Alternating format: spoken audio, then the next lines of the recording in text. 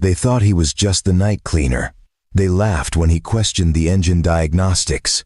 Some even pulled out their phones to record the humiliation. But what they didn't know was that this quiet single father once designed aircraft for the world's most exclusive clients, and the billionaire mocking him had just made the biggest mistake of her career. This isn't just a story about jets and egos.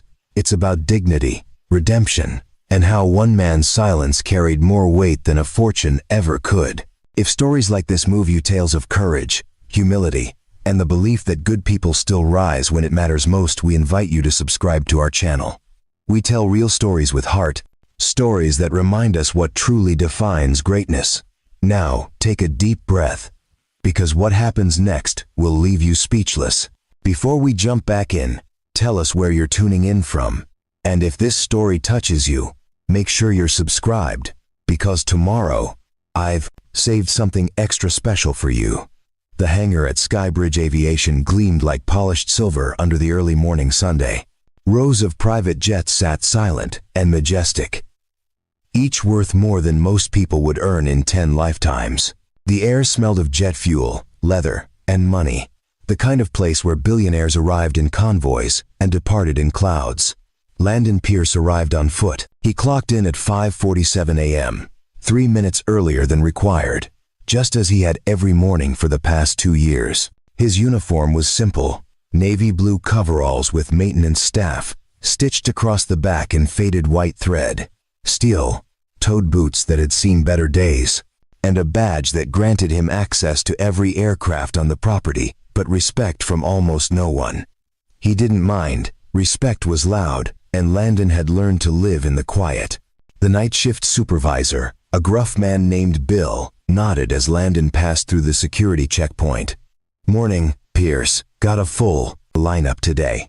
That new Gulfstream in Bay 7 needs a deep clean before the owner arrives at noon." "Understood," Landon replied, his voice calm and even. Bill hesitated, then added, "And heads up, the CEO's flying in this morning. Adeline Scott herself.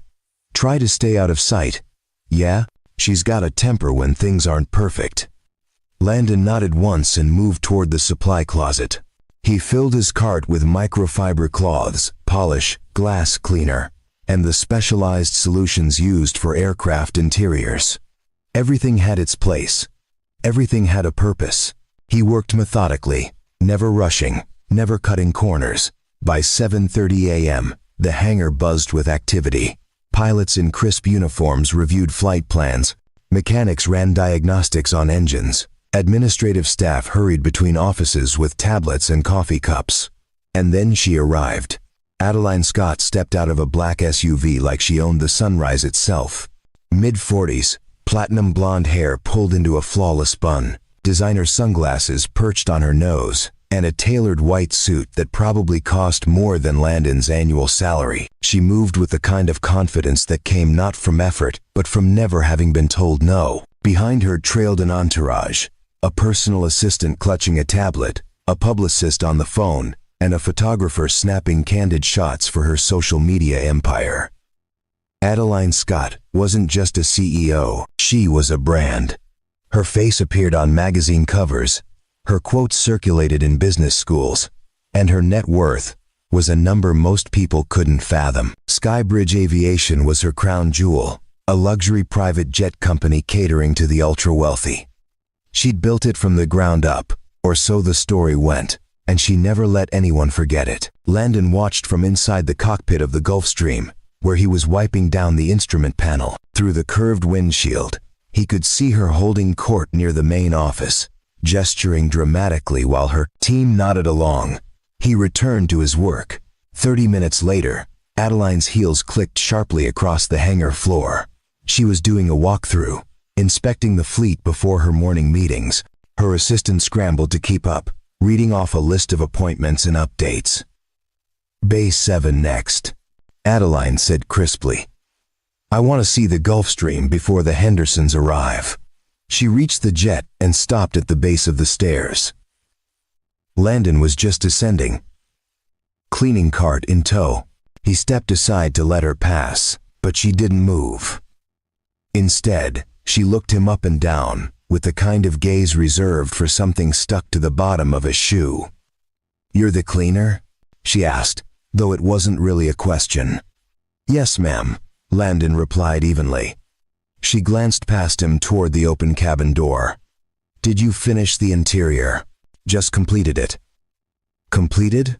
Or rushed through it because you have other planes to clean?" Landon met her eyes, calm and unwavering. "Completed to? Standard, ma'am." Adeline's lips curved into something that wasn't quite a smile. "To whose standard? Yours or mine?" Before he could answer, she brushed past him and climbed the stairs. Her assistant and photographer followed. Landon stood at the bottom, waiting. Inside, Adeline ran a gloved finger along the armrest of one of the leather seats. She inspected the galley, the lavatory, even the overhead compartments. When she returned to the cabin entrance, she was holding a cloth. "This," she said, dangling it in front of her photographer, "is what happens when you hire people who think jets are just oversized cars." The photographer dutifully snapped a photo. Adeline descended the stairs and stopped directly in front of Landon. There was dust in the cup holders. Dust on a $60 million aircraft. Landon glanced at the cloth.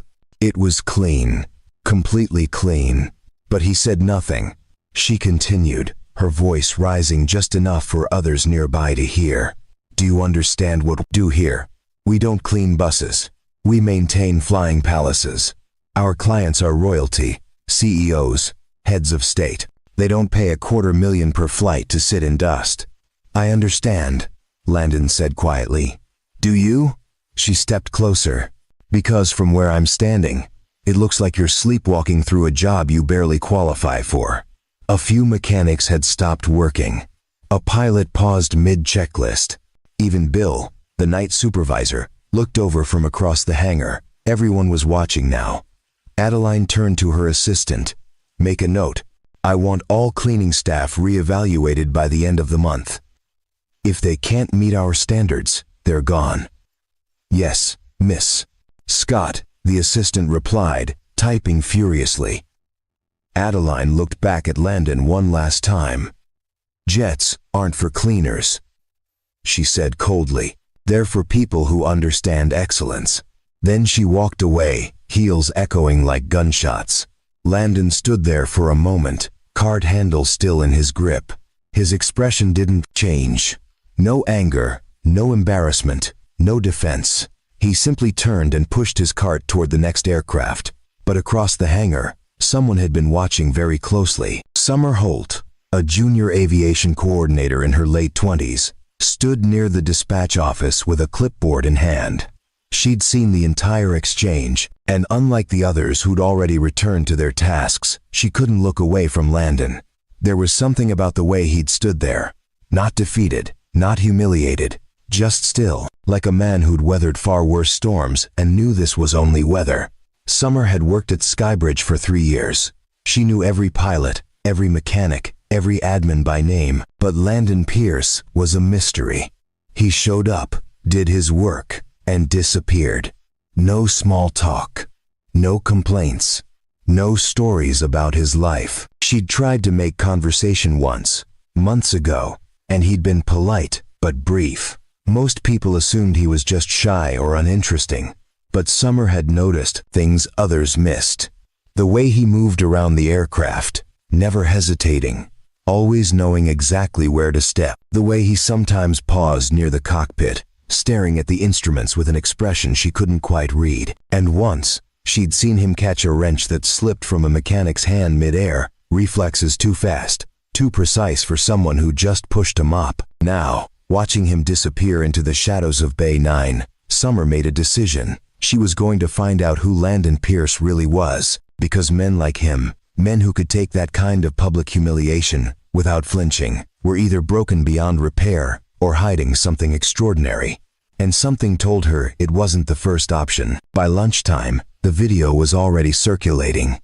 Adeline Scott's personal photographer had edited the hangar footage into a sleek 30-second clip. It showed Adeline holding up the cloth, shaking her head in exaggerated disappointment, with a caption overlay that read, "Excellence is non-negotiable." Even the smallest details matter when you're building an empire. The video cut to Landon standing silently at the base of the stairs, face partially obscured, looking every bit the part of a chastised employee. The final frame froze on Adeline's perfectly styled smile, with her company logo gleaming in the background. Within 2 hours, it had 170,000 views. By evening, it was trending on 3 platforms. The comment section became a feeding frenzy. Some praised Adeline's commitment to standards. Others made jokes at Landon's expense. Imagine getting roasted by a billionaire before breakfast. One comment read, followed by a string of laughing emojis. Another said, that cleaner's face, he knew he messed up. A few voices pushed back. This feels cruel, someone wrote. He's just doing his job. But those comments were quickly buried under waves of engagement, likes, and shares. Inside Skybridge's employee break room, a cluster of younger staff members huddled around a phone, watching the video on repeat. They whispered and snickered, glancing occasionally toward the corner table where Landon sat alone, eating a sandwich he'd packed from home. He didn't look at them, didn't acknowledge the stares. He simply ate, methodically, then stood, disposed of his trash, and returned to work. Preparing and narrating this story took us a lot of time, so if you are enjoying it, subscribe to our channel. It means a lot to us. Now back to the story. But the damage was spreading. By the next morning, local business blogs had picked up the story. Billionaire CEO schools employee on luxury standards, read one headline. Another framed it as a masterclass in leadership. How Adeline Scott maintains her empire. No detail too small. A podcaster even did a 7-minute segment titled, The Cleaner and the Queen, dissecting the power dynamics and praising Adeline's hands. On approach, Landon heard none of it. He didn't own a smartphone, didn't follow social media, and didn't engage with office gossip. He showed up at 5:47 a.m., just like always, and cleaned aircraft with the same quiet precision. But others noticed. Summer Holt watched the video 3 times, and each time she felt a tightness in her chest. It wasn't just the public shaming. It was the way Adeline had performed it, the way she'd made sure cameras captured every moment, the way Landon had been turned into content. She walked through the hangar that afternoon and found Landon crouched beside the landing gear of a Bombardier, inspecting the hydraulic lines with a flashlight. "Hey," she said softly. He looked up, surprised. "Miss Holt." "Just Summer," she corrected, crouching down beside him. "You doing okay?" "I'm fine." "That video," she hesitated. "It's all over the internet." Landon's jaw tightened just slightly, but his voice remained calm. "I don't pay attention to that stuff. You should know people are talking." "People always talk," he replied. "Doesn't change the work." Summer studied him. Most people would be furious, humiliated, or at least defensive. But Landon just looked tired, the kind of tired that came from carrying weight no one else could see. "She had no right to do that to you," Summer said. Landon set down the flashlight and finally met her eyes. "She owns the company. She has every right not to humiliate you publicly." He smiled faintly, but there was no humor in it. "I've been humiliated by worse." The words hung in the air, heavy and unspoken. Summer wanted to ask what he meant, but something stopped her. Instead, she asked, "How long have you worked here?" 2 years, give or take." "And before that?" He stood, brushing dust from his coveralls. "Before that doesn't matter. It matters to me." Landon paused, studying her with an expression that was hard to read. Then, gently, he said, "Why?" Summer didn't have a good answer. Or maybe she did, but couldn't say it out loud. "Because you move like someone who's flown these planes, not cleaned them. Because you don't flinch when others would crumble. Because something about you doesn't add up, and I can't stop trying to solve it." Instead, she just said, "Because I think you deserve better than this." Landon's expression softened. Deserving and getting are 2 different things, Summer. I learned that a long time ago. He picked up his toolbox and walked toward the next bay, leaving her standing alone beneath the wing of a jet worth more than her entire neighborhood. That evening, Adeline hosted a private dinner at Ashford Heights' most exclusive rooftop restaurant. Investors, influencers, and industry elites filled the space. Champagne flowed. Deals were made. And at the center of it all, Adeline held court, effortlessly charming and ruthlessly sharp. At one point, someone brought up the viral video. "I saw your clip," a venture capitalist said with a grin. "Tough love, huh?" Adeline laughed lightly. Standards aren't optional. If you let one thing slide, everything falls apart. Still, another guest chimed in. The guy looked pretty defeated. "Then maybe he'll work harder," Adeline replied smoothly, raising her glass. "Or find a job more suited to his skill set." The table chuckled. The conversation moved on. And somewhere across the city, in a small apartment with peeling paint and second-hand furniture, Landon Pierce read a bedtime story to his 10-year-old son, tucked him in, and sat alone in the dark, staring at a photograph he kept hidden in a drawer. It was a picture of him standing in front of a sleek aircraft, younger, sharper, wearing a suit and holding a blueprint. Behind him, a banner read, "Pierce Aeronautics, innovating the future of private aviation." He closed the drawer and whispered into the silence, "Not yet. But soon, the world would remember his name. And this time, it wouldn't be as the cleaner." Summer Holt couldn't let it go. 3 days had passed since the video went viral. And while the internet had already moved on to the next scandal, Summer remained fixated on the mystery of Landon Pierce. She'd tried searching his name online, but found nothing. No social media profiles. No LinkedIn. No digital footprint whatsoever. In an age where everyone existed somewhere online, his absence felt intentional. She sat in the dispatch office during her lunch break, pretending to review flight schedules while actually combing through Skybridge's employee database. Landon's file was bare bones. Hired 2 years ago, background check cleared, emergency contact listed as Isaac Pierce, son, and a single reference from a previous employer, labeled only as verified privately.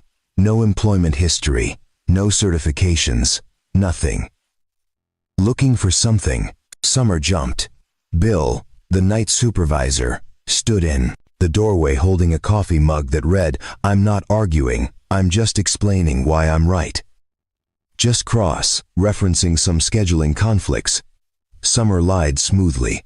Bill grunted. "You're a terrible liar, Holt. You're looking into Pierce." She closed the laptop. "Is that a problem?" "Depends on why." "I'm curious." Bill stepped inside and closed the door behind him. He sat down heavily in the chair across from her. "Curiosity is how people get hurt." "What do you mean?" He sighed, staring into his coffee like it held answers. "I've been working nights here for 12 years. I've seen a lot of people come and go.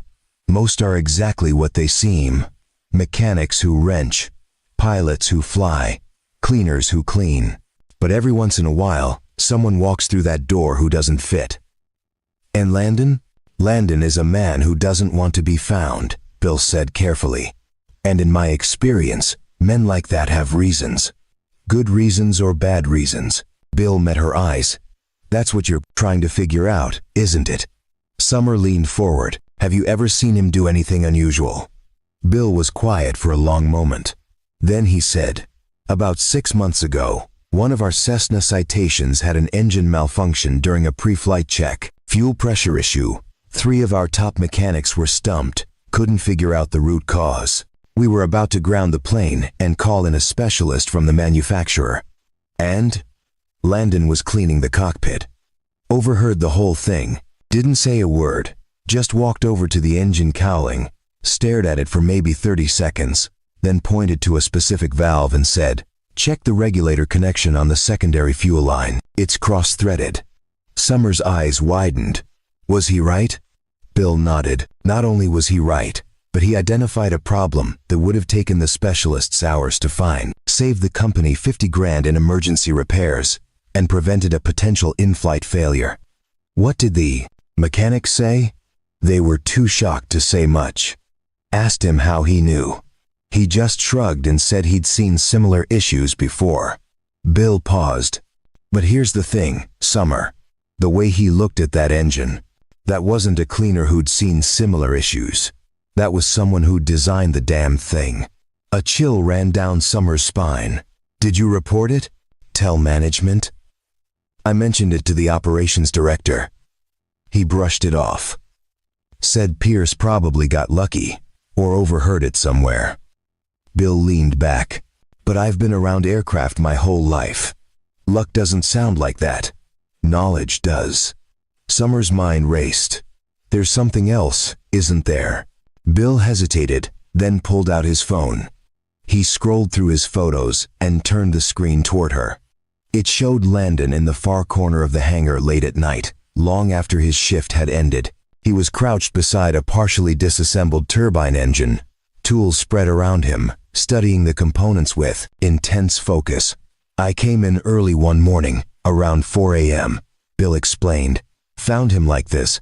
Asked what he was doing. He said one of the mechanics had been struggling with a turbine rebuild, and he was just checking to see if he could help.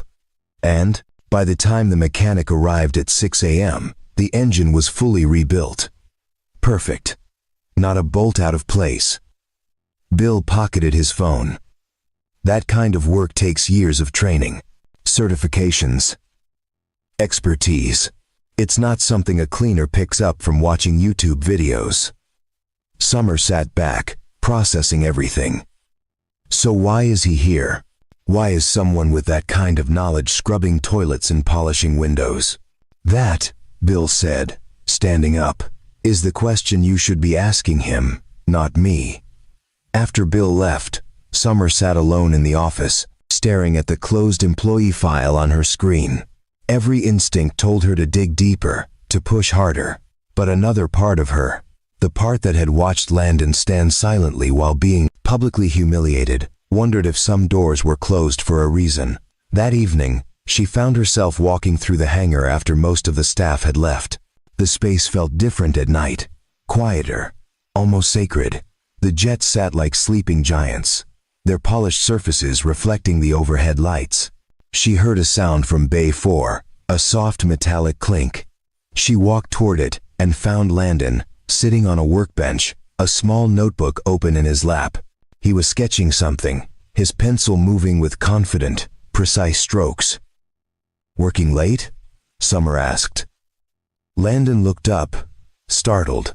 He quickly closed the notebook, just finishing some notes. Notes on what? Maintenance schedules, he said, but his tone suggested otherwise. Summer stepped closer, nodding toward the notebook. Can I see? It's nothing interesting. I'll be the judge of that. They locked eyes for a moment. Then, with visible reluctance, Landon handed her the notebook. Summer opened it, and her breath caught. The pages were filled with detailed technical drawings, aircraft schematics, aerodynamic calculations, and handwritten notes about fuel efficiency improvements and structural modifications. These weren't maintenance notes. These were designs, professional-grade engineering work. Landon, she said slowly, what is this? He took the notebook back gently. Old habits. These aren't habits. This is expertise. He stood up, tucking the notebook into his bag. It's late. Summer, you should head home. Not until you tell me the truth. The truth about what? About who you really are. She pressed. Because you're not just a cleaner. You're not even just a mechanic. You're someone who understands these aircraft on a level most people in this building never will. Landon's expression shifted, something flickering behind his eyes. Grief. Maybe. Or fear. What I was doesn't matter anymore. It matters to me. Why? He asked, his voice barely above a whisper. Because, Summer said, surprised by her own intensity. I'm tired of watching people like Adeline Scott treat good people like they're disposable. And I'm tired of watching you pretend you're less than you are." Landon was silent for a long time. When he finally spoke, his voice was heavy with the weight of years. "I had a life before this. A career. A company. A family." He paused. "And I lost all of it." "How?" He looked away. "Because I chose wrong. I chose ambition over presence, success over moments. And by the time I realized what I'd lost, it was too late to get it back." Summer's heart ached. "So you walked away?" "I didn't walk," Landon said quietly. "I crawled, and when I finally stood up again, I decided the man I used to be wasn't worth going back to." "But you're still here. Still around these plains." He smiled sadly. "Because even though I walked away from who I was, I couldn't walk away from what I loved." He gestured toward the jets. "These machines, they don't care about your mistakes. They don't judge. They just fly, if you treat them right." Summer didn't know what to say. She wanted to tell him he deserved better, that hiding wasn't healing, that the world needed people like him. But she could see in his eyes that he'd heard all of that before, probably from people he'd loved and lost. Instead, she simply said, "Thank you for trusting me." Landon nodded. "Just don't make me regret it." As Summer walked toward the exit, she glanced back one last time. Landon had reopened his notebook and was sketching again, lost in a world where wings and physics made sense, and the past didn't hurt quite so much. She made a decision then. Whatever Landon was running from, whatever he'd lost, she was going to help him find his way back.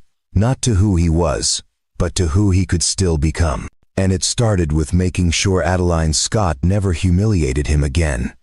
The next morning, Summer arrived at Skybridge an hour early. She hadn't slept well, her mind spinning with questions about Landon Pierce, and the notebook full of designs that belonged in an engineering firm, not in the hands of a night cleaner. She made her way to the administrative archives, a dusty room in the back of the main office where old files and records were stored before being digitized. If Landon had any history in aviation, there might be something here, a contract, a reference, anything. She pulled boxes labeled with dates from 3 to 5 years ago, searching for any mention of his name. Nothing. Then she tried searching for aircraft design firms, independent contractors, anyone who might have worked with Skybridge in the past. 2 hours in, covered in dust and about to give up, she found something. It was a yellowed newspaper clipping tucked inside a folder marked Industry Partners 2019. The headline read, "Pierce Aeronautics closes doors after founder's personal tragedy." Summer's hands trembled as she read. Pierce Aeronautics, once a rising star in custom private aircraft design, has officially ceased operations following the death of founder Landon Pierce's wife, Elena Pierce, after a lengthy battle with illness. The company, which had secured contracts with several high-profile clients and was considered a pioneer in fuel-efficient luxury aviation, will be dissolved. Pierce could not be reached for comment. Industry insiders report that he has stepped away from aviation entirely. There was a photo. A younger Landon, clean-shaven, wearing a suit, standing beside a sleek white aircraft with Pierce Aeronautics emblazoned on the tail. His smile was confident, proud. He looked like a different person. Summer sat back, the weight of discovery settling over her. He hadn't just worked in aviation. He'd built a company. He'd been an innovator, a designer, someone respected in the industry, and then he'd lost everything. She carefully photographed the article with her phone and returned the file to its place. As she left the archives, her mind raced. Landon wasn't hiding because he'd failed. He was hiding because success had cost him everything that mattered. Later that afternoon, she found him in Bay 12, wiping down the interior of a Learjet. She approached cautiously, unsure how to begin. "Landon," she said softly.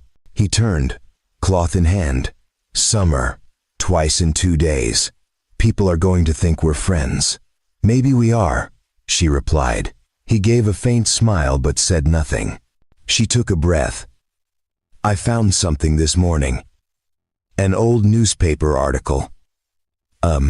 His smile faded. You've been digging. I needed to understand. Understand what? Why you're here, she said. Why someone who built his own company is cleaning planes instead of designing them. Landon set down the cloth and leaned against the bulkhead. For a long moment, he said nothing. Then, quietly, he began to speak. Elena and I met in college. She was studying business. I was in aerospace engineering. We used to joke that she'd sell whatever I built. He paused, lost in memory. After graduation, I got a job with a major manufacturer. But I always wanted to build something of my own. Something that mattered. So you started Pierce Aeronautics, Summer said gently. He nodded. Took us 8 years. We poured everything into it. Every dollar, every hour, every piece of ourselves. And it worked. We landed contracts, built a reputation, started making real money. His voice grew quieter. But I was never home. Always at the hangar. Always on calls. Always chasing the next design, the next client. Summer could see where this was going, but she let him continue. Elena got sick when Isaac was 7. Stage 3, they said. Treatable, they said.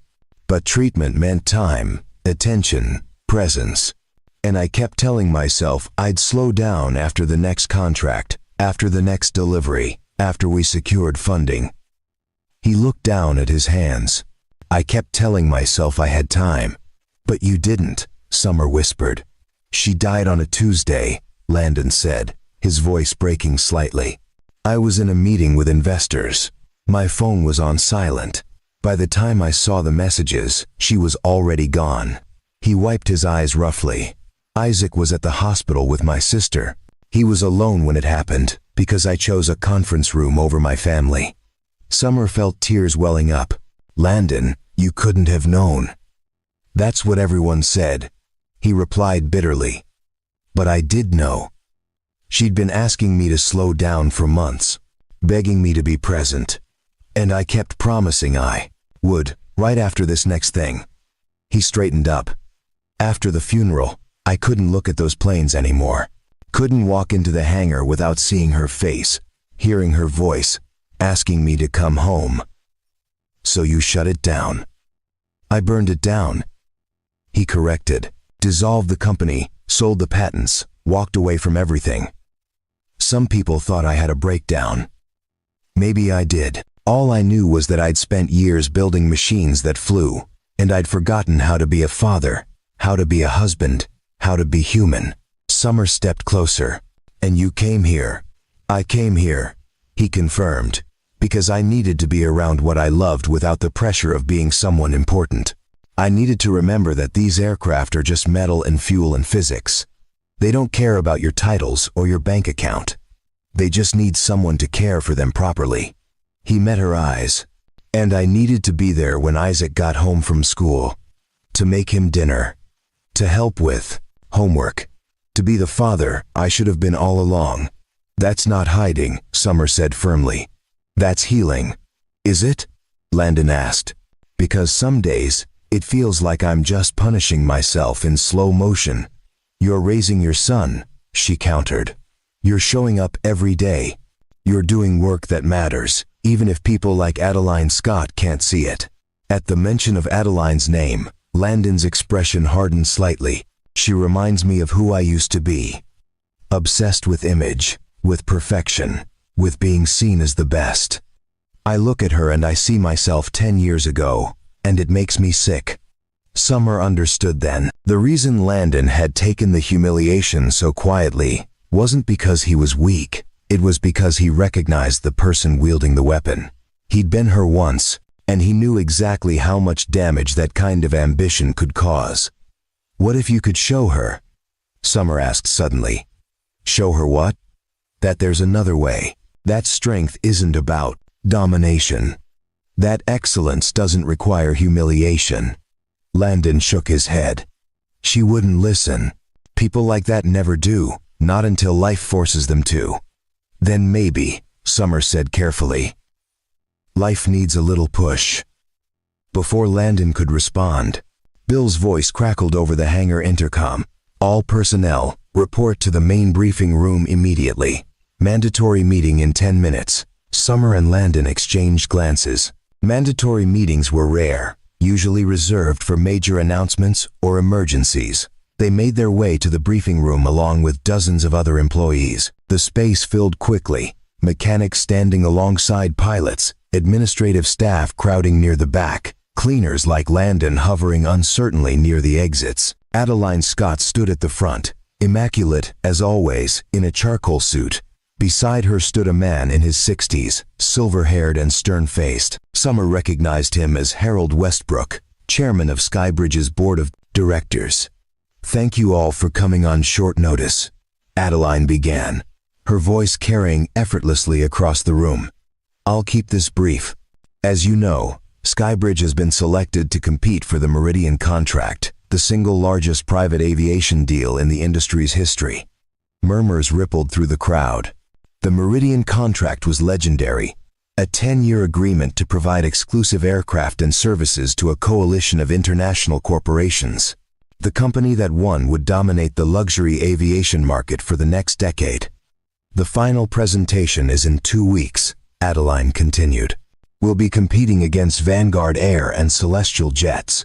To win, we need to demonstrate not just superior aircraft, but superior innovation."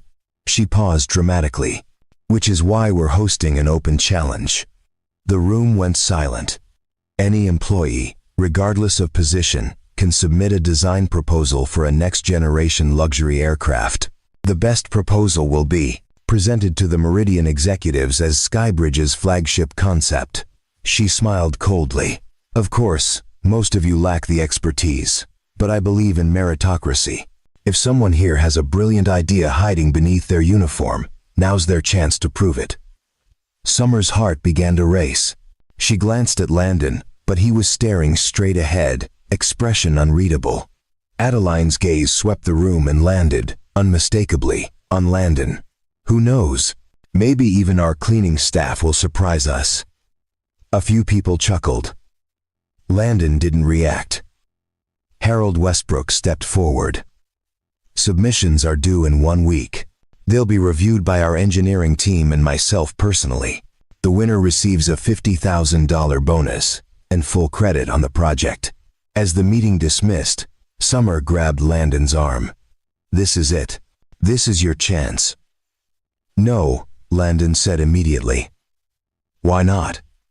"You have designs already. I've seen them. Those are private," he said firmly. "They're not for her. Not for this. But you could win. You could show everyone who you really are." Landon pulled his arm free gently. "I spent 10 years trying to show everyone who I was. It cost me everything. I'm not making that mistake again. This is different. Is it?" He looked at her sadly. "Or is this just another way for people like Adeline to extract value from people like me while taking all the credit?" Before Summer could argue further, Adeline's voice cut through the crowd. "Pierce. A word." Landon turned slowly. Adeline approached, her smile sharp as a blade. "I meant what I said," she told him. "Everyone's welcome to submit. Even you." "I appreciate the opportunity, Miss Scott," Landon replied evenly. "But I'm not a designer." "No," she agreed. "You're a cleaner. But who knows? Maybe you've absorbed something from being around greatness all this time." She leaned in slightly. "Or maybe you'll finally accept that some people are meant to build, and others are meant to clean up after them." Landon held her gaze. "I've built plenty, Miss Scott. I just learned to choose what's worth building." Something flickered in Adeline's expression, confusion, maybe even irritation. But she recovered quickly. "Well, if you change your mind, the door's open. I'd hate for you to miss your shot at relevance." She walked away, leaving Landon standing in the emptying room. Summer came up beside him. "You got under her skin just now." "I didn't mean to." "Yes, you did," Summer said with a small smile. "And you should do it again. Submit a design, Landon. Not for her, For yourself, for Isaac. Show him that starting over doesn't mean staying small forever. Landon was quiet for a long time. Then, almost to himself, he whispered, "I'll think about it." But Summer could see it in his eyes. He'd already decided. The only question was whether he'd have the courage to follow through. The week that followed felt like standing on the edge of a cliff.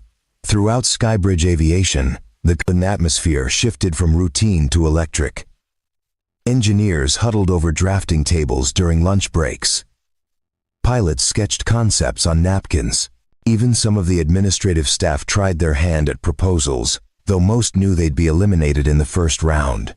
Adeline Scott made sure the challenge remained highly visible.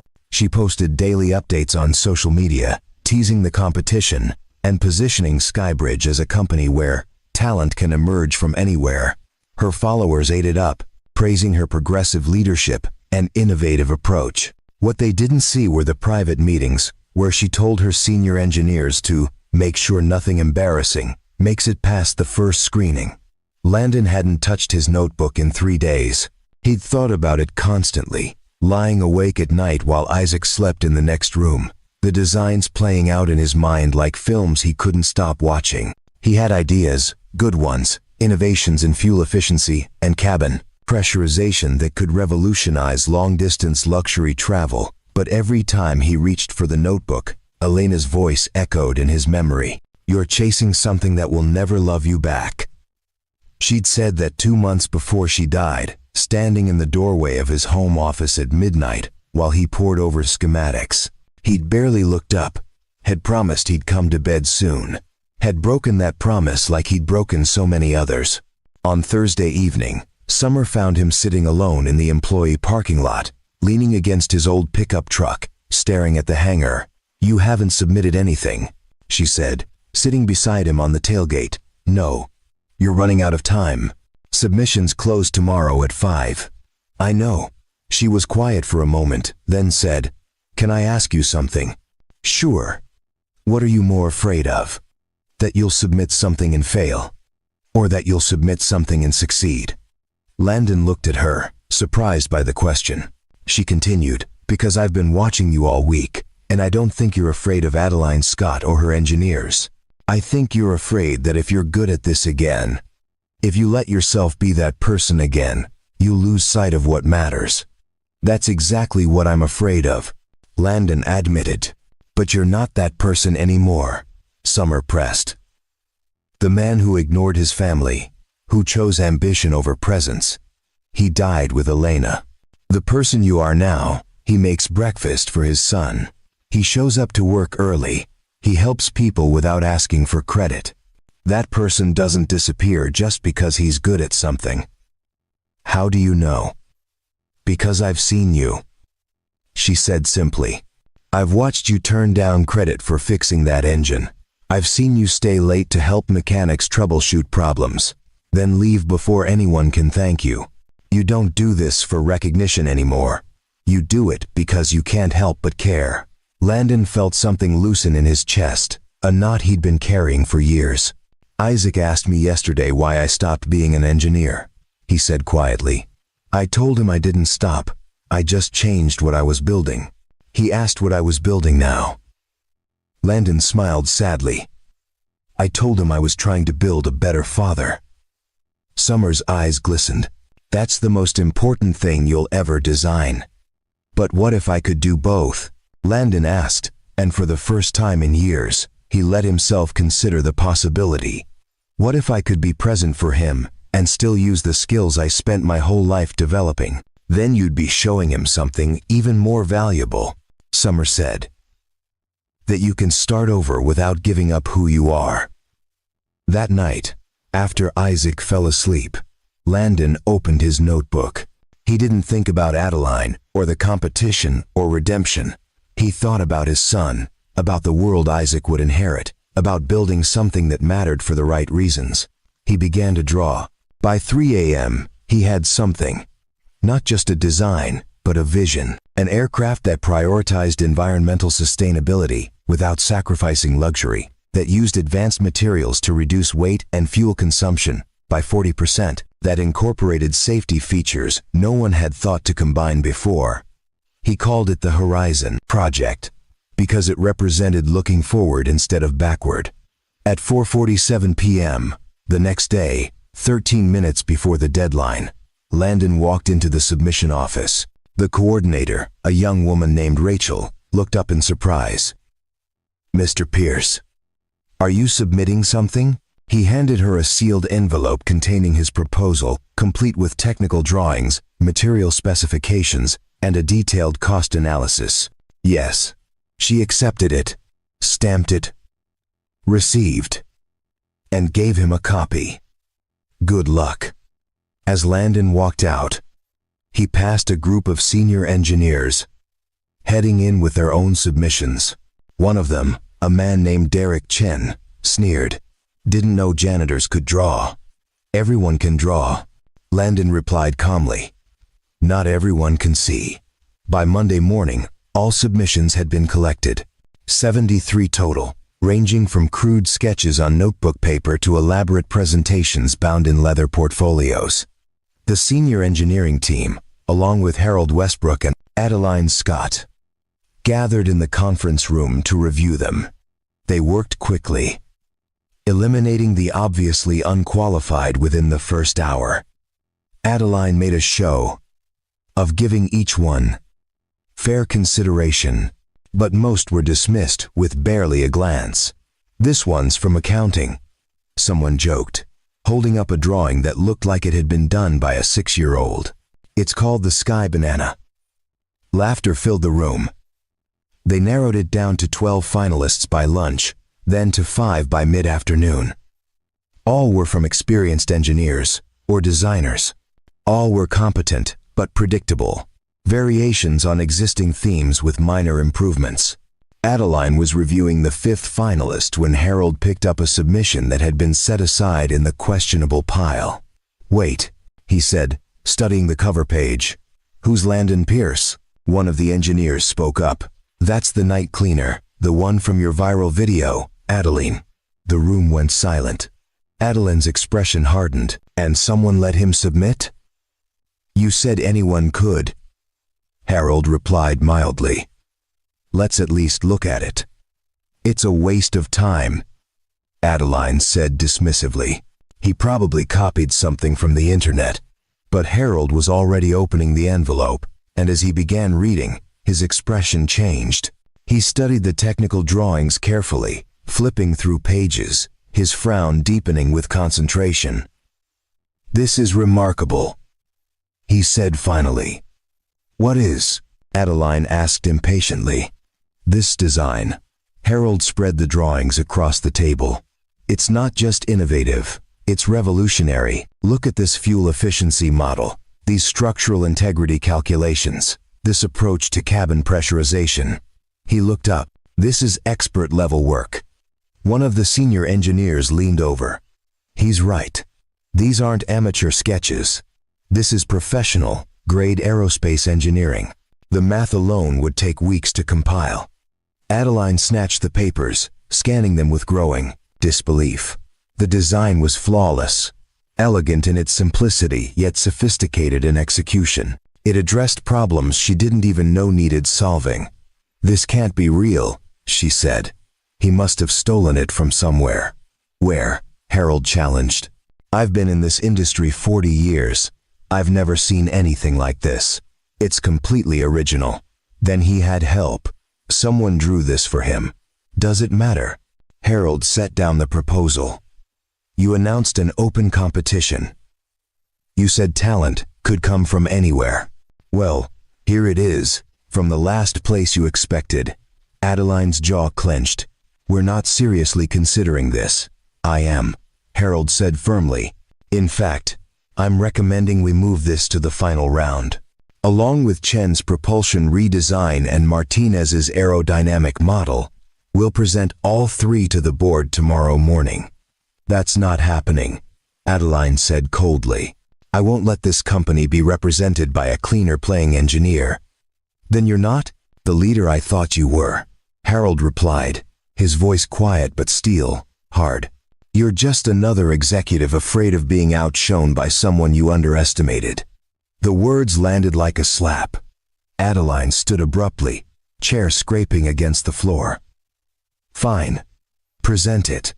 But when this blows up in our faces, when he can't answer basic questions about his own design, don't say I didn't warn you." She left the room, heels clicking sharply down the hallway. Harold looked at the remaining engineers. "Get Pearson here tomorrow morning, 9 sharp, and someone make sure Adeline doesn't try to sabotage this before it starts." Outside in the hangar, Landon was emptying a trash bin when Summer ran up to him, breathless. "They picked yours," she gasped. "Your design made the final 3. Landon froze. "What?" "Harold Westbrook himself advocated for it. You're presenting to the board tomorrow morning." The trash bag slipped from Landon's hand. For the first time in years, he felt something he'd almost forgotten. Hope mixed with terror. "I can't," he said. "I can't stand in front of those people." "Yes, you can," Summer insisted. "Because this time you're not doing it for glory or contracts or proving anything. You're doing it because your design could actually change things, and because your son deserves to see his father stand up." Landon closed his eyes, breathing deeply. Then he opened them and met Summer's gaze. "Will you be there? Front row," she promised. Across the facility, in her private office, Adeline Scott stared at Landon's proposal spread across her desk. She'd read it 3 times now, and each time it became clearer. This wasn't just good. It was the kind of work that launched careers, the kind of innovation that defined companies. And it had come from a man she'd publicly humiliated, a man she'd dismissed as irrelevant. For the first time in years, Adeline Scott felt something unfamiliar. Doubt, not in her abilities, but in her judgment. She'd built an empire on reading people, on identifying talent and weakness. How had she missed this? She picked up her phone and made a call. "I need a full background check on Landon Pierce. Everything. I want to know who he was before he worked here. If he was going to challenge her, she needed to know what she was really up against." Tomorrow morning would reveal the truth for both of them. The boardroom at Skybridge Aviation had never felt smaller. 12 executives sat around the massive oak table, their faces a mixture of curiosity and skepticism. At the head sat Harold Westbrook, reading glasses perched on his nose, Landon's proposal open before him. To his right, Adeline Scott sat with perfect posture and a smile that didn't reach her eyes. Summer stood near the back wall with several other junior staff members, allowed to observe but not participate. Her heart hammered as Landon entered the room, wearing the same navy coveralls he always wore, his work boots leaving faint marks on the polished marble floor. He'd refused to change. "If they want my ideas," he'd told Summer that morning, "they get all of me, not a costume." Harold gestured to the presentation area. "Mr. Pierce, thank you for joining us. I understand this is rather unexpected." "It is, sir," Landon replied quietly, setting down a worn folder. "Before we begin," Adeline interjected smoothly, "I think we all have questions about where this proposal actually originated. Mr. Pierce, for the record, did you have assistance in creating this design?" The room tensed. It was a direct challenge, barely veiled. Landon met her gaze steadily. "No, ma'am. Every calculation, every drawing, every specification came from my own work."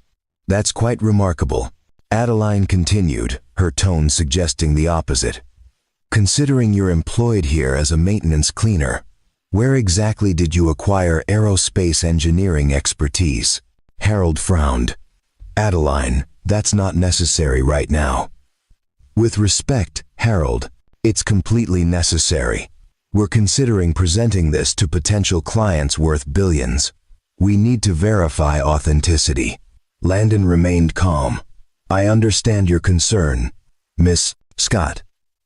I'd be suspicious too if I'd spent weeks assuming someone was incapable and then discovered otherwise." A few executives shifted uncomfortably. Adeline's smile tightened. "I founded Pierce Aeronautics 12 years ago," Landon continued. We specialized in custom luxury aircraft design. I hold patents in fuel efficiency systems and structural composite applications. I've designed aircraft for clients in 17 countries. He paused. After my wife died, I closed the company and walked away. I came here because I needed something simple, something that kept me close to what I loved, without the weight of expectation. The room was utterly silent. Even Adeline seemed momentarily speechless. One of the board members, an older woman named Patricia Mills, leaned forward. Pierce Aeronautics. I remember reading about that company. You developed the Echo system, didn't you? The pressure equalization, innovation? Landon nodded. Yes, ma'am. That was brilliant work. Patricia said. Why didn't you mention this when you were hired? Because I wasn't looking to be an engineer anymore. I was looking to be a father. The simple honesty of the statement hung in the air. Harold cleared his throat. Well then, Mr. Pierce, please walk us through your proposal. Landon opened his folder and began.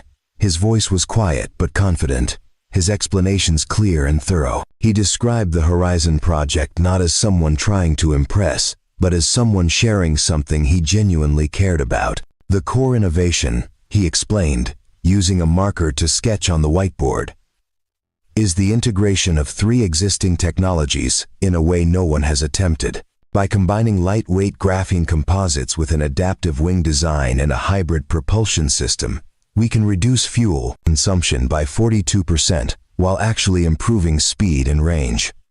That's theoretically impossible, one of the engineers interrupted. You can't increase efficiency and performance simultaneously without massive cost increases. You can, if you rethink the fundamental structure, Landon replied. He drew a cross-section of the wing. Traditional designs treat the wing as a static component, but if we incorporate responsive materials that adjust camber based on real-time airflow data, the wing optimizes itself continuously. Less drag, more lift, better efficiency.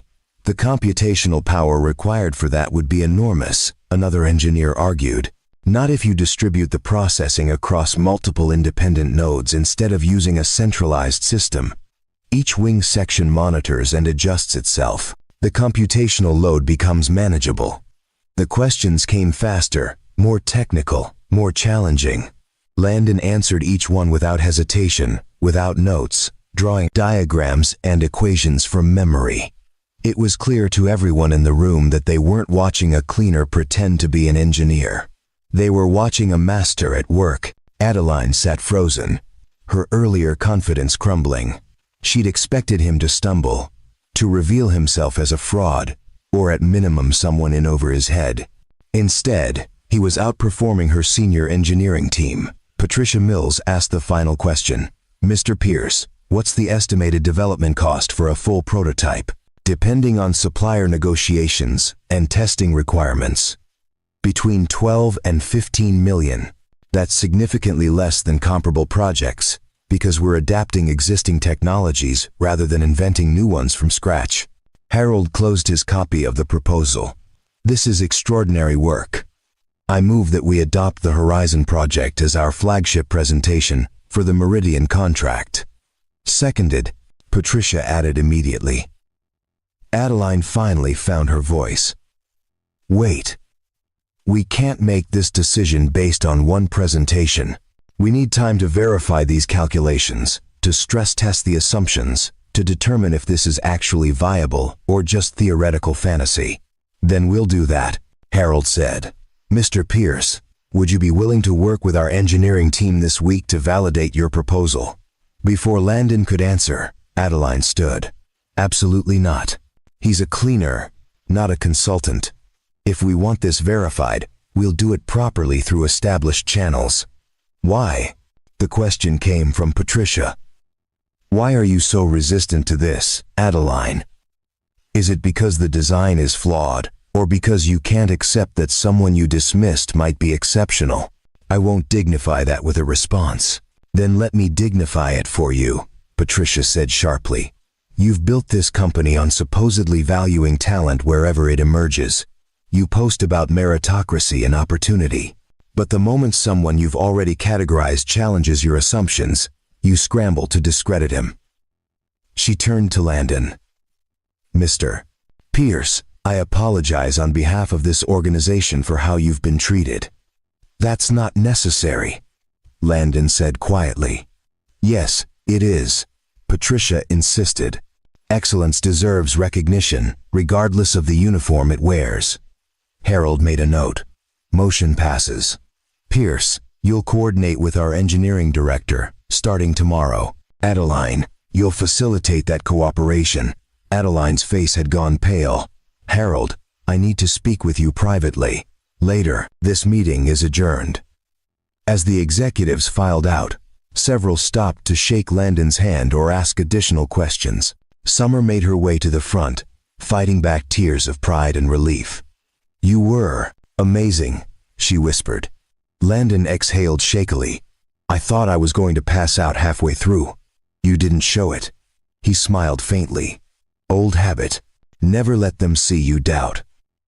Across the room, Adeline gathered her materials with sharp, angry movements. She glanced toward Landon once, her expression unreadable, then left without a word. In the hallway, Harold caught up with her. You handled that poorly.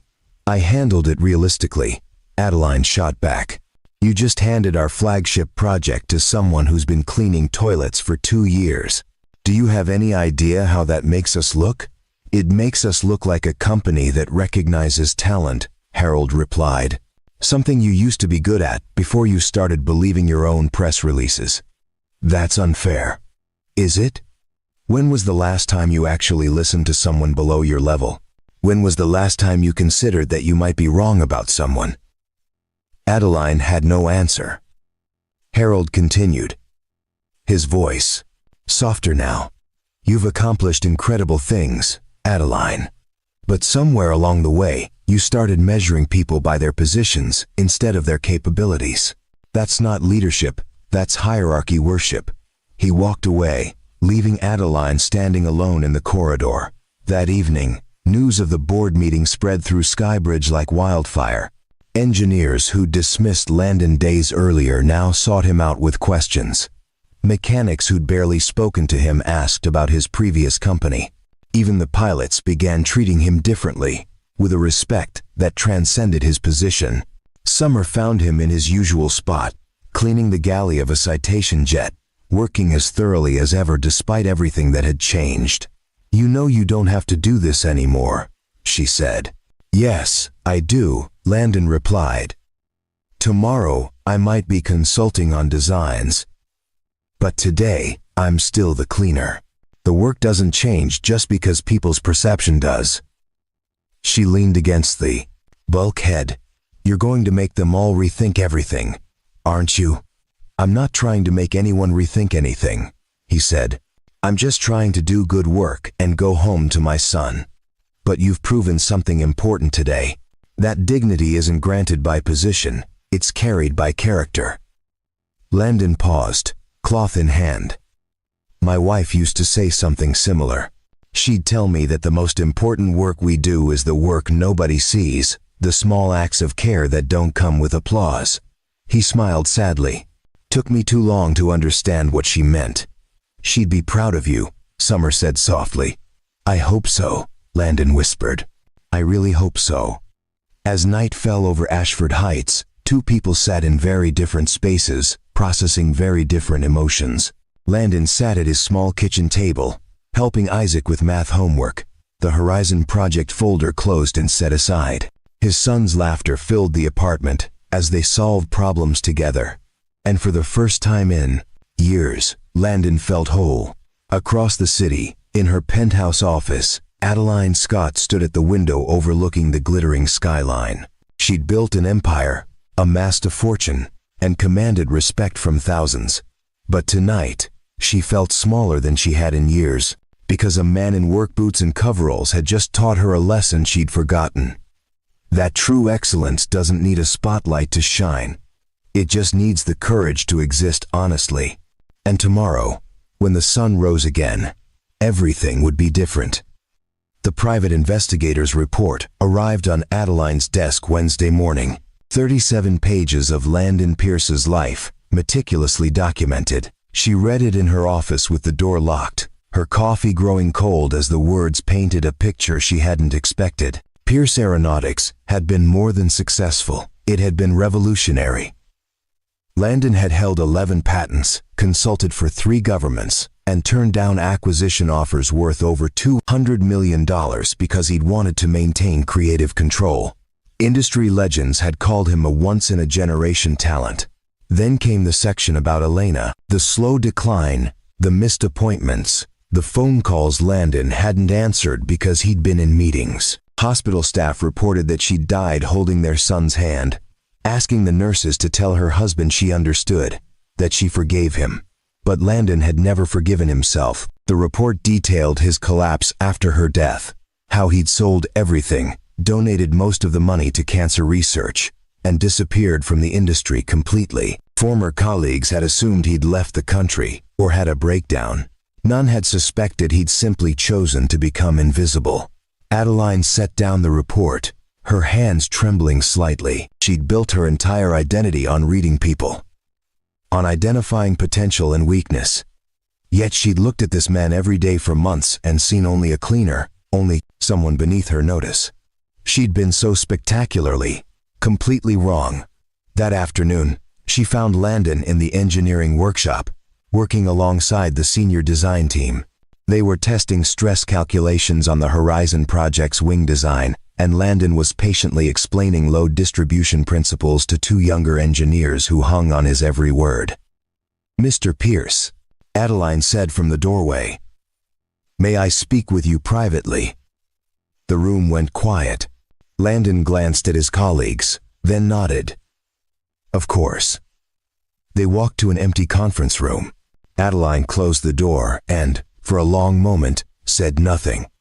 "I had you investigated," she finally admitted. Landon wasn't surprised. "I assumed you would. I read about your wife, about your company, about everything you walked away from." She paused. "I owe you an apology." "You don't owe me anything, Miss Scott." "Yes, I do," she insisted. "I humiliated you publicly.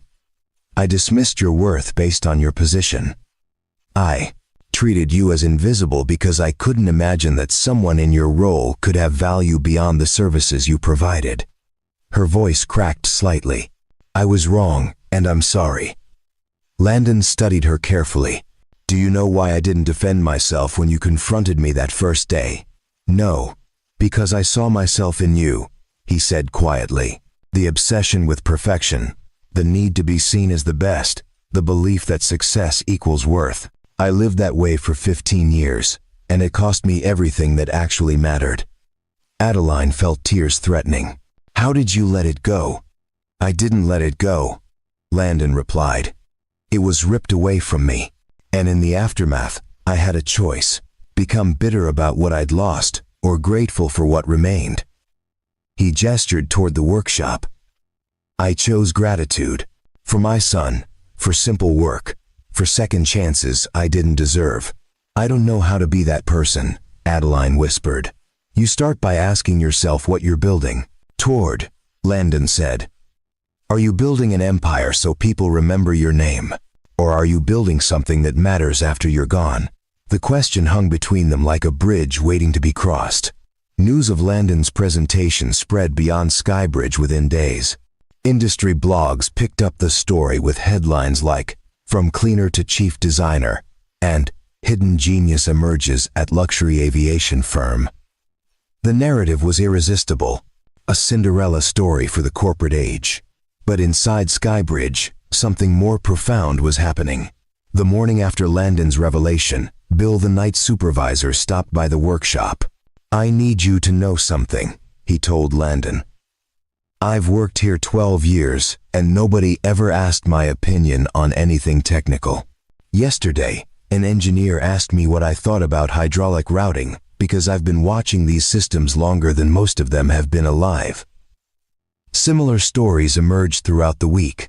Administrative staff, who'd been treated as furniture, suddenly found themselves included in meetings. Junior mechanics were asked for input on designs. The rigid hierarchy that had defined Skybridge began to soften as people realized competence existed at every level. Summer watched the transformation with quiet amazement. In the cafeteria, she saw pilots, sitting with maintenance crews, actually listening. In the hallways, executives greeted custodial staff by name. It wasn't dramatic, but it was real. "You've changed the culture here," she told Landon during a coffee break.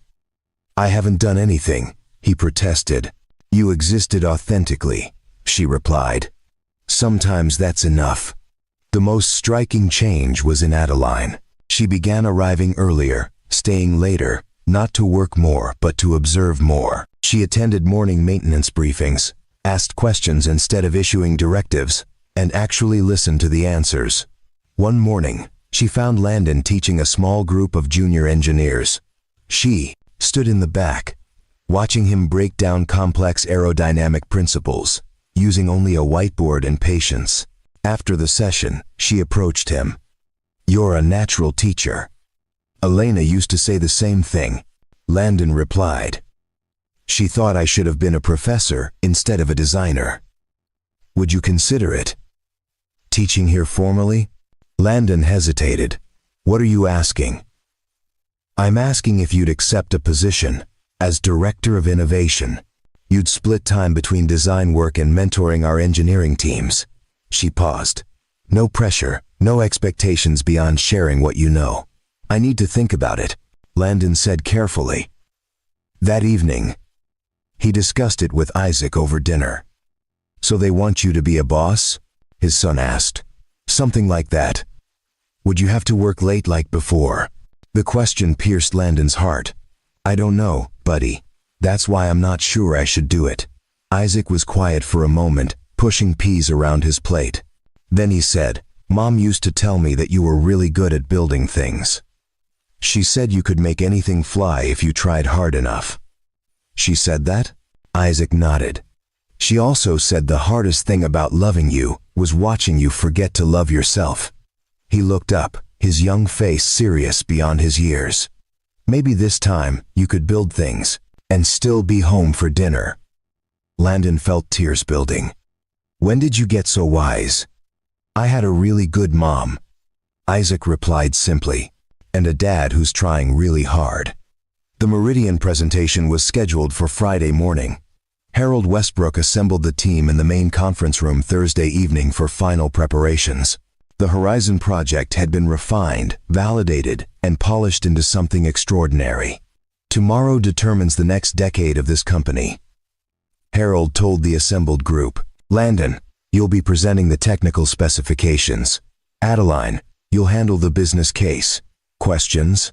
Landon raised his hand. "Actually, sir, I need to discuss something with you privately." They moved to Harold's office. Landon closed the door and took a breath. "I can't accept the director position," he said. Harold frowned. "May I ask why?" "The board approved it unanimously. The compensation package is exceptional." "It's not about money," Landon replied. "It's about knowing myself well enough to understand what I can handle." He sat down. "For 2 years, I've had a rhythm. I work, I go home. I'm present for my son. It's simple, sustainable, and it's healing. Taking this position would pull me back toward the life that destroyed me before." "But you're different now," Harold argued gently. "Am I? Or am I just one high-pressure deadline away from becoming who I used to be?" Landon shook his head. "I've learned that some doors should stay closed, not because what's behind them isn't valuable, but because opening them costs more than I'm willing to pay." Harold leaned back. "So, what do you want?" "I want to consult," Landon said. "Part-time, project-based. I'll help with designs, mentor your engineers, contribute where I can. But I won't carry a title that comes with expectations I can't meet, without sacrificing what matters most. That's a lot to walk away from."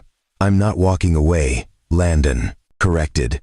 "I'm walking toward something better, toward balance, presence, peace, toward being the father Isaac deserves and the man Elena hoped I'd become. Harold studied him for a long moment, then extended his hand. Then that's what we'll do. Part-time consultant, your terms, your schedule. Deal? Landon shook his hand, relief flooding through him. Deal. The next morning, the Meridian executives arrived in a convoy of black cars. The presentation lasted 90 minutes. Landon explained the technical innovations with quiet confidence. Adeline presented the business model with uncharacteristic humility, even crediting Landon publicly for the design's brilliance. When they finished, the lead Meridian executive stood. This is the most innovative proposal we've seen. You have our contract. The Skybridge team erupted in celebration. Harold embraced Adeline. Engineers high-fived. Someone popped champagne. Landon slipped out quietly. Summer found him outside, sitting on a bench near the hangar, watching clouds drift past. You're missing the party, she said. I was never good at parties. She sat beside him. You just secured the biggest contract in company history. We secured it, he corrected. And tomorrow, I'll still be cleaning aircraft. Just maybe with better conversation during breaks. Summer smiled, then asked, Did you turn down the director position? How did you know? Because I know you, she said simply. And I know you've learned the difference between success and fulfillment. They sat in comfortable silence, watching planes take off in the distance. 3 months later, Skybridge Aviation looked different, not in structure or layout, but in spirit. The Meridian contract was underway, the Horizon project moving from concept to prototype. But more importantly, the company had learned to value people over positions. Landon worked 3 days a week as a consultant, spending mornings with engineers and afternoons cleaning aircraft. He was present for Isaac's school events, coached his soccer team, and had dinner with his son every single night. Summer had been promoted to senior aviation coordinator. She and Landon had grown closer, their relationship deepening from friendship into something neither rushed to define. They simply enjoyed each other's company, two people healing at their own pace. One Saturday morning, Summer brought Isaac to the hangar to see the Horizon prototype. The boy stood beneath the aircraft's wing, eyes wide with wonder. You really designed this? Isaac asked his father. I did. It's beautiful. Landon crouched beside him. You know what makes it beautiful? Not the metal or the engines, but the reason behind it. I built this thinking about the world you'll inherit, about making things better for your generation. Isaac hugged him tightly. I'm proud of you, Dad.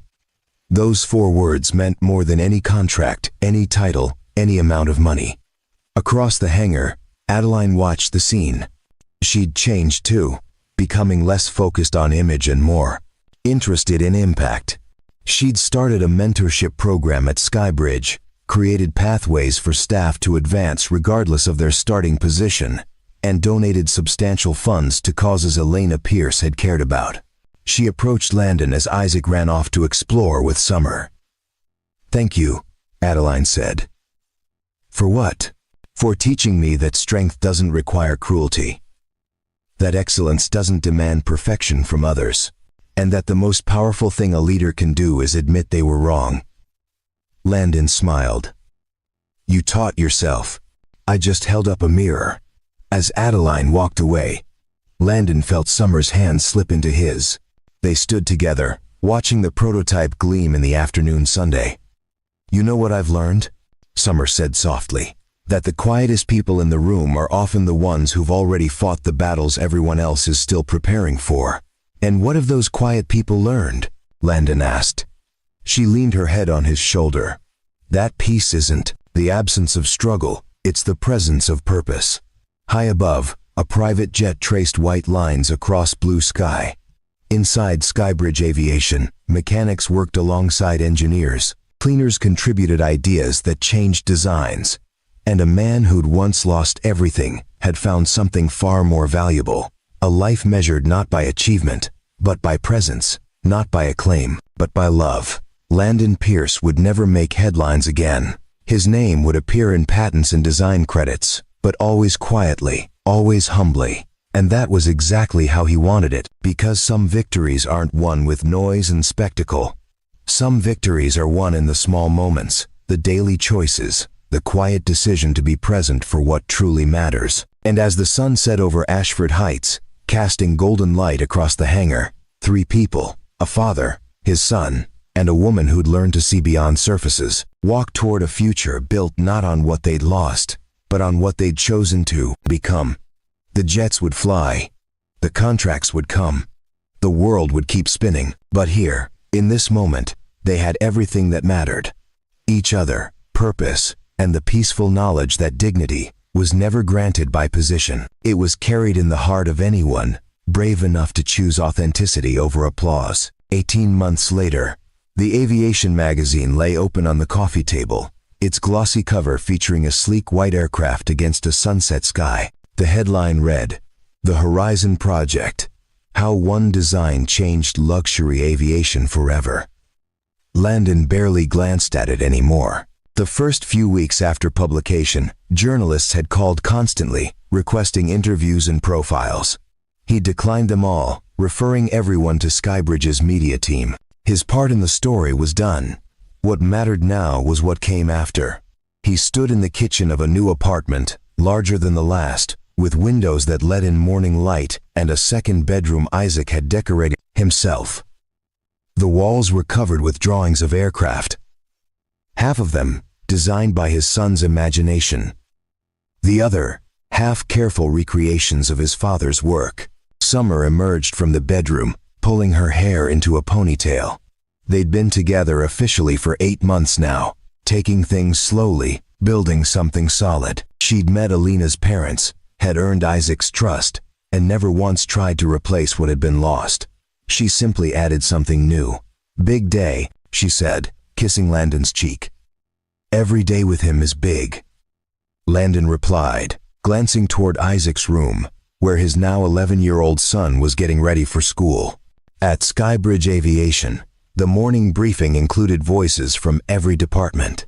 Mechanics sat beside engineers, administrative staff contributed ideas freely, and the cleaning crew, now called the Facilities Excellence Team, had a rotating representative at leadership meetings. Adeline Scott still ran the company, but differently now. She'd started a foundation in Elena Pierce's name, funding scholarships for single parents pursuing careers in aviation and engineering. She'd also instituted a policy. Every executive spent 1 week annually working a frontline position, not as a publicity stunt, but as a reminder. The Horizon Project aircraft had entered production, with 6 completed and 20 more on order. Environmental groups praised its sustainability. Luxury clients loved its performance. And somewhere in the design credits, in small print that most people never noticed, it read, "Lead designer, Landon Pierce, consulting engineer." That afternoon, Landon received a call from Harold Westbrook. "We've been approached by MIT," Harold said. "They want to create a guest lecture series on innovative design thinking. Your name came up." "Not interested," Landon replied, as he always did. "Figured you'd say that. But here's the thing. They specifically want someone who can teach students that success isn't just about brilliance. It's about wisdom, balance, knowing when to push and when to step back." Landon was quiet for a moment. "How many lectures?" "4 per semester. Your choice of schedule. They'll work around your life, not the other way around." "Let me talk to Isaac." That evening, father and son sat on their small balcony, watching the sky turn purple and orange. "MIT wants me to teach sometimes," Landon said, "but it would mean being away a few evenings a semester." Isaac considered this seriously, as he did everything now. "Would you be teaching them the stuff Mom wanted you to teach?" "What do you mean?" "I found one of her letters," Isaac admitted. "She wrote it to you before she died. It said she hoped someday you'd share what you knew, not to be famous, but to help people avoid the mistakes you made." Landon's throat tightened. "You read that?" "I'm sorry. I was looking for pictures, and I found it in your drawer." "But Dad..." "I think she was right. I think teaching people to be good at their jobs, and good at life, that's important." When did you get so wise? Isaac grinned. I have a really good teacher. 6 months later, Landon stood before a lecture hall of engineering students at MIT. He didn't wear a suit. He wore his work coveralls, the Skybridge logo, still visible on the chest. My name is Landon Pierce, he began. And for the past 3 years, my primary job has been cleaning aircraft. Before that, I ran a company. Before that, I was someone who thought success meant being the smartest person in the room. He paused. Today, I'm going to teach you something more valuable than any engineering principle. How to build a life that doesn't require rebuilding later. In the back row, Summer sat with Isaac, watching. The boy leaned over and whispered, "Is Dad famous now?" "No," Summer whispered back. "He's something better. He's whole." Outside, the first snow of winter began to fall. Somewhere, private jets crossed continents, carrying people toward destinations unknown. And in a small apartment in Ashford Heights, a photograph sat on a mantel. Elena, Landon, and baby Isaac, frozen in a moment before everything changed. Beneath it, a new photo had been added. Landon, Isaac, and Summer, laughing on a beach, building something new from the pieces of what remained. The past couldn't be changed, but the future was still being designed, one present moment at a time. And this time, Landon Pierce knew exactly which blueprints mattered most. Not the ones that made machines fly, but the ones that kept hearts grounded in what truly matters: love, presence, and the quiet courage to choose peace over applause. Always. Up next, you've got 2 more standout stories right on your screen. If this one hit the mark, you won't want to pass these up. Just click and check them out. And don't forget to subscribe and turn on the notification bell so you don't miss any upload from us.